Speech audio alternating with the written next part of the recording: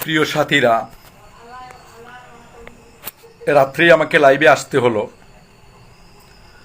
কারণ 2023 নির্বাচনে 20 বক্সনগর কেন্দ্রের ত্রিপুরা মতার প্রার্থী আবুল খায়ের একজন এক্স আসাম রাইফল, সে আসাম রাইফলে চাকরি করত। সেই সুবাদে চাকরি থেকে রিটায়ারমেন্ট নেওয়ার পরে সে ত্রিপুরা মতার কাজ করেছে বা মহারাজা সঙ্গে ভালো সম্পর্কের কারণে রাজনীতিতে অজ্ঞ থাকা সত্ত্বেও তাকে 20 বক্সনগর কেন্দ্রে প্রার্থী করা হয়েছিল। আর সেজন্য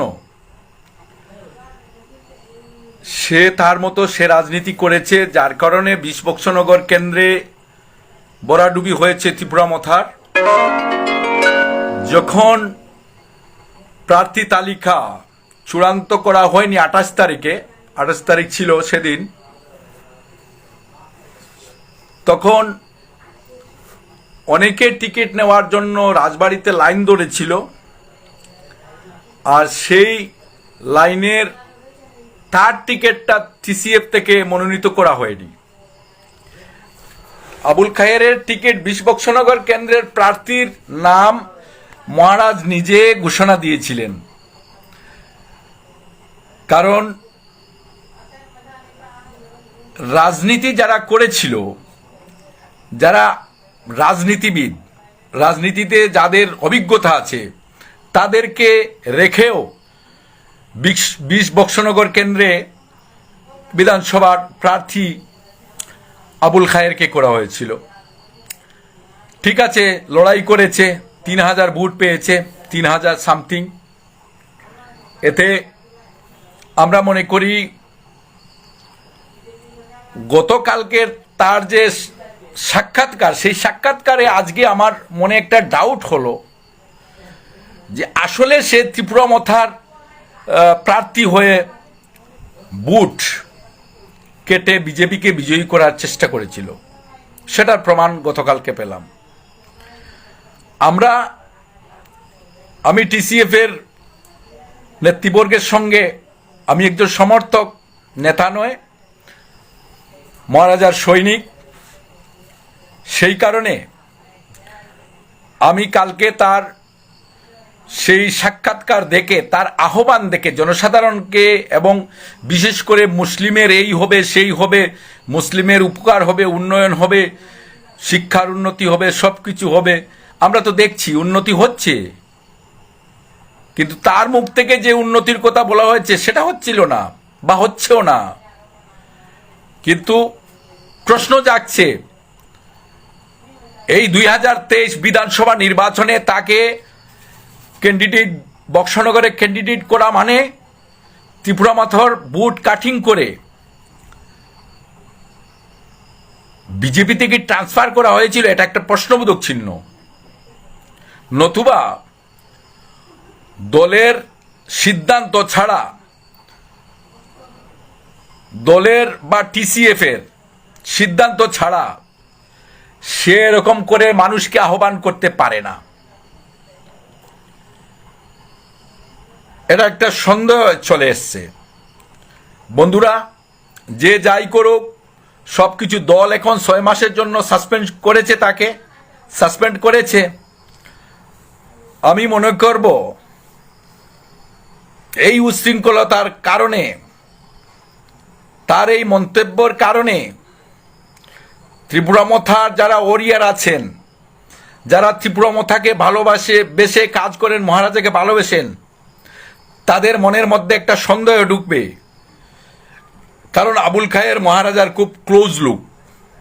সেজন্য আবুল খায়েরের মুখ থেকে এরকম কথা বের হওয়ার কারণ কি? না আবুল খায়ের টাকা খেয়েছে বিজেপি থেকে, হলেও হতে পারে। তাই আমি TCF এর যে কনভেনার আছেন তার সঙ্গেও কথা বলেছি, আরও অন্যান্য যত নেতৃবর্গ আছে সবার সঙ্গে কথা বলেছি, এবং 6 মাস নয়,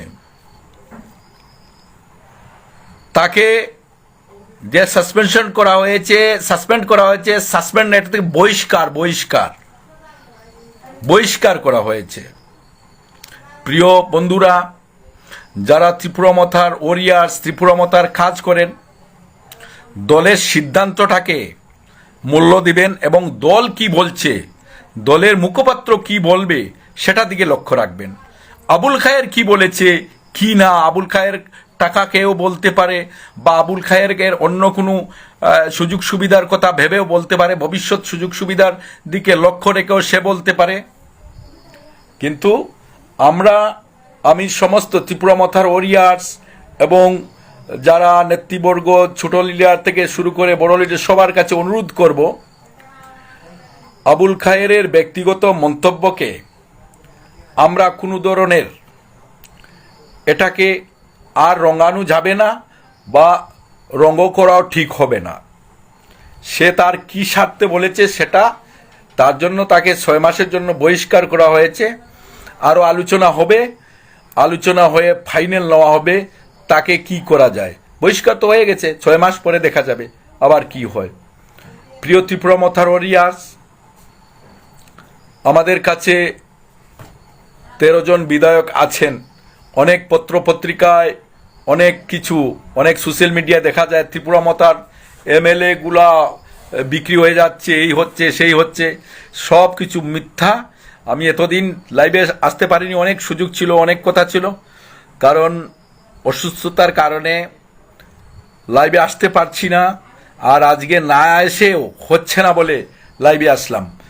আপনারা যারা মন থেকে, হৃদয় থেকে ভালোবেসে এই দল করেন, বা এই দলকে সাপোর্ট করেন, বা এই দলের নীতি আদর্শকে পছন্দ করেন, সেই লোককে ত্রিপুরামথার কাজ করবেন।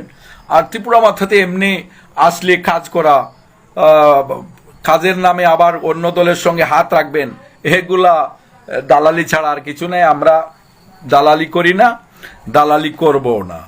চাই আজীবন বসে থাকবো, অপেক্ষা করে থাকবো, আজীবন বসে থাকবো, অপেক্ষা করে থাকবো, কিন্তু দালালির বিরুদ্ধে সব সময় আছি, স্বৈরাচারের বিরুদ্ধে সব সময় আছি, এবং দাম্ভিকতার বিরুদ্ধে সব সময় আছি, থাকবো। মহারাজা কি জয়, ত্রিপুরামথা লং লিভ।